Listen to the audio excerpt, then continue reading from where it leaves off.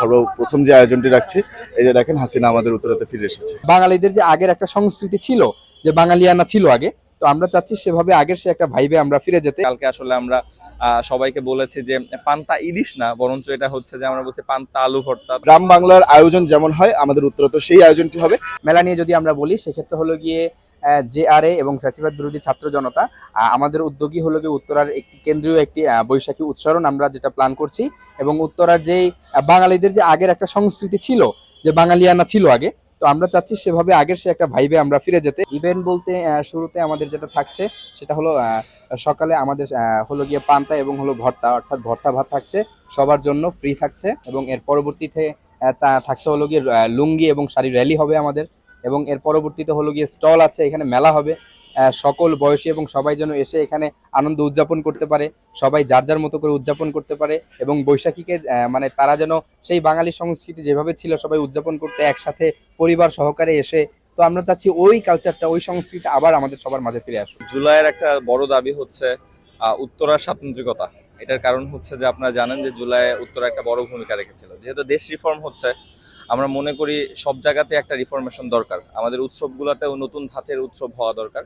সেই জায়গা থেকেই আসলে উত্তরায় আপনারা দেখেছেন 16ই ডিসেম্বর, তারপরে যত 21শে ফেব্রুয়ারি থেকে শুরু করে বড় বড় যেই আয়োজনগুলো হয়েছিল সবগুলোই কিন্তু নিজস্বভাবে করা হয়েছে। এবারেরও আমরা আয়োজনটা একটু ব্যতিক্রম ধর্মী ভাবে করতে চেয়েছি। হোল বাংলাদেশ যেভাবে আয়োজন করছে ঠিক সেইভাবেই উত্তরায় ভিন্নভাবে একটা কিছু করতে যাচ্ছি। এর মাধ্যমে আপনারা জানেন যে কালকে আসলে আমরা সবাইকে বলেছি যে পান্তা ইলিশ না, বরঞ্চ এটা হচ্ছে যে আমরা বলছি পান্তা আলু ভর্তা, তারপর হচ্ছে ভাতের সাথে আলু ভর্তা। এবং আপনারা জানেন যে আমরা লুঙ্গি ফতোয়া শোভাযাত্রা করতে যাচ্ছি, যেটার মাধ্যমে আসলে আমাদের বাংলাদেশি মুসলিম জাতিসত্তার যে কালচারটা আছে বা যেভাবে বাংলাদেশি জাতিসত্তার যে কালচারটা আছে সেটা ফুটে ওঠে। সেটাই আর কি আমরা ফুটিয়ে তোলার চেষ্টা করছি। আজকে আপনারা দেখছেন যে আসলে ফ্যাসিবাদের একটা কুশপুত্তলিকা বানানো হচ্ছে, সেটা হয়তো বা কালকে দাহ করা হবে। এবং উত্তরাবাসীর প্রতি আমাদের আহ্বান থাকবে এটাই, আমরা যদি স্বতঃস্ফূর্তভাবে সবাইকে দেখিয়ে দিতে পারি যে আমাদের নিজস্ব একটা কালচার গড়ে উঠছে 5 আগস্ট পরবর্তী সময়ে, সেই কালচারটা হচ্ছে একদম বাংলাদেশের একদম গোড়া থেকে বাংলাদেশ যে কালচারগুলোকে লালন করে এসেছে, মেলা হওয়া, তারপর হচ্ছে সবাই লুঙ্গি ফতোয়া পরে বের হওয়া, হালখাতা, এই কালচারগুলো ফিরিয়ে আনা যায়, তাহলে দেখা যাবে আমরা আবার বাংলাদেশ যেই জাতিতে ফিরে যেতে চাচ্ছিলাম, যে বাংলাদেশি অবস্থানটা তৈরি করতে চাচ্ছিলাম, সেটা তৈরি করতে পারবো। বসুন্ধরা ডায়াপেন্ট এখন আরো উন্নত। এই hot air through top sheet দ্রুত শোষণ করে সোনামণিকে দেয় কোমল অনুভূতি।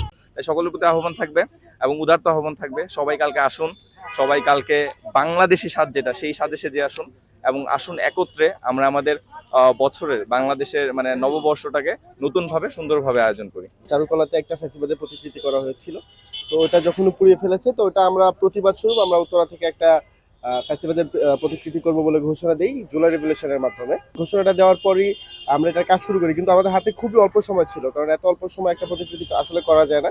তবুও আমরা চ্যালেঞ্জ স্বরূপ এটা নিয়েছিলাম। তো এটা যখনই করতে গেলাম, তো রাতের বেলা আমাদেরকে অনেকে কল দিয়েছেন, কল দিয়ে আমাদের অনেক হুমকি ধমকি দিয়েছেন, হত্যার হুমকি পর্যন্ত দিয়েছেন আমাদেরকে। এবং এটা বিভিন্ন বিদেশি নাম্বার থেকে কলগুলো এসেছে। এখন আসলে আমরা তাদের পরিচয় জানি না যে তারা কোথায় থাকে না করে, আমাদেরকে হত্যার হুমকি পর্যন্ত আসছে। তবু এসবে আমরা কখনোই ভয় পাই না। আমরা ফ্যাসিবাদ বিরোধী ছাত্র জনতা জুলাই রেভলিউশনের মাধ্যমে যে কাজটা করতেছি, এটা আমরা চ্যালেঞ্জ স্বরূপ নিয়েছি এবং এটা আমরা শেষ করে ছাড়বো। আর আমাদেরকে কোনো হুমকি দিয়ে বা কোনো কিছুতে আমাদেরকে আটকাইতে পারবেন না ইনশাল্লাহ। আমাদের এখানে আয়োজন আসলে সাধ্যের মধ্যে যতটুকু করেছি আমরা এখানে। প্রথমে আমরা আলপনা করছি এখানে। তো আমাদের মেইন উদ্দেশ্য হচ্ছে যে পুরো উত্তরাটাকে কিভাবে উৎসব মুখর করে তোলা যায়। তা আমাদের মেইন আকর্ষণ হচ্ছে আমাদের এখানে কুদ্দুস বারাতি আসবে। এছাড়া আমাদের বাঙালির যে সংস্কৃতি আমরা এখানে উঠানোর চেষ্টা করছি, যেটা দেখতে পাচ্ছেন। এই তো খুব ছোটখাটো একটা আয়োজন হচ্ছে এখানে। আমরা একটা মেলার আয়োজন করেছি, আমরা স্টল দিতে পারবো অনেকেই যারা আগ্রহী। এছাড়া হচ্ছে গান হবে, সকালবেলা হচ্ছে আমরা পান্তা ইলিশের একটা ব্যবস্থা করেছি। সারাদিনই হচ্ছে একটা উৎসবের জন্য গান বাজনার আয়োজন করা হচ্ছে। দেখা যাচ্ছে যে বিভিন্ন অপসংস্কৃতি আমাদের এই বাংলায় হচ্ছে ঢুকে পড়ছে। তা আমরা হচ্ছে দিন দিন আমাদের বাঙালিদের যে কালচার, ওটা থেকে আমরা দূরে সরে যাচ্ছি। তো এটাই হচ্ছে আমাদের মেইন উদ্দেশ্য। আমরা বাংলাদেশের যে সংস্কৃতিটা, ওটা আমরা হচ্ছে সবার কাছে তুলে ধরতে চাই। সর্বপ্রথম যে আয়োজনটি রাখছি, এই যে দেখেন হাসিনা আমাদের উত্তরাতে ফিরে এসেছে। এরপরে আমাদের জনগণের জন্য যে আয়োজন থাকছে, সকালবেলা আমরা ফ্রিতে পান্তা ভাত খাওয়াচ্ছি আমাদের সামর্থ্য অনুযায়ী, সাথে হয়তো আলু ভর্তা বেগুন ভাজি রাখার চেষ্টা করছি। যেহেতু সরকার থেকে বলা হয়েছে আমাদের ইলিশ মাছ না রাখতে, আমরা ইলিশ মাছ রাখছি না। আমরা ঝাটকা খাবো না, আমরা টাটকা খাবো। সাথে হচ্ছে কি আমাদের আয়োজনে ফ্রি কিছু লুঙ্গি দেওয়া হচ্ছে, লুঙ্গি গামছার র্যালি হবে। সাথে আমাদের দোকানপাটে অজস্র কিছু দোকানপাট আছে।